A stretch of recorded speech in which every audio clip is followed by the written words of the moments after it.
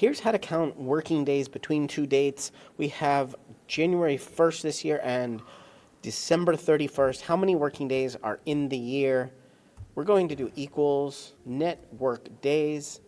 And what we have to do is inside of this formula, we have to select the start date, comma, and then select the end. We can end it right there. We get 265. And this works for any days. We can have a start date today and the end of the year, so we can see, hey, there's 45 working days for the rest of the year. But I want to warn you, this is actually wrong. So what it's actually counting is just Monday through Friday. And it's saying, this is how many Mondays through Fridays there are, not actually working days. Why is that? It's because there is a third option in this formula, which includes holidays. Now, this is really cool, actually.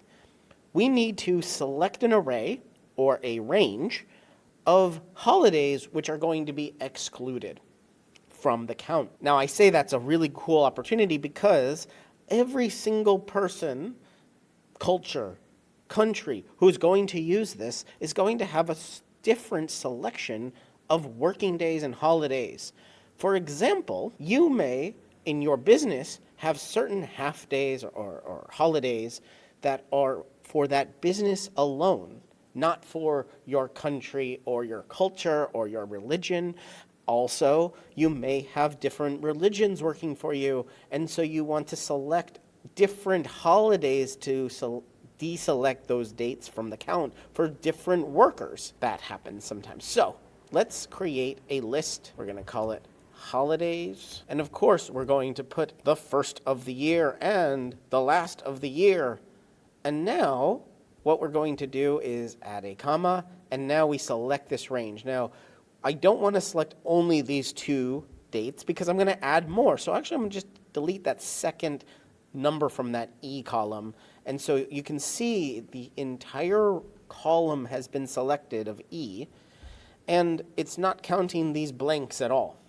But as we enter new dates, let's say we want to take an extra day on the second off, you see that deletes a day from working days because that's a Thursday and it was included. However, let's say we want to take the whole week off. So we'll do the 3rd and the 4th. But see, adding the 4th doesn't delete a number from this counting. Why is that? Because the 4th is a Saturday, so it's already deleted. It's really smart and it really knows, okay, we've already deleted all the Saturdays and Sundays. We are only going to delete holidays that are Monday through Friday. This is great for schools as well, school calendars. Put all your school days off, your Fridays, your Mondays, your teacher working days. Put all of that off, and you can find out how many school days you have. Isn't that cool? And you can see how many days we have left, working days we have left, if we included this holidays. Let's include these holidays. Let's include the entire E column. And it's saying value because the word holidays is not a value.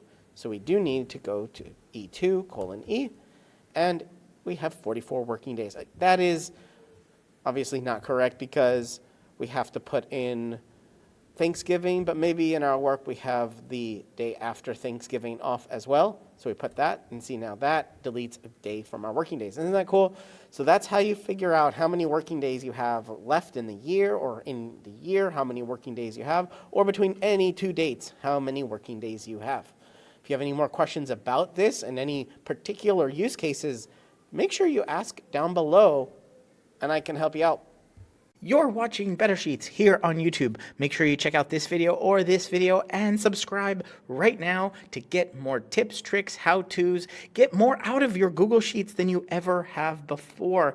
I'm excited to be making a ton more videos here. Ask me questions down in the comments and I will answer them in future videos. But for right now, right here, one of these videos is going to be your next Google Sheet.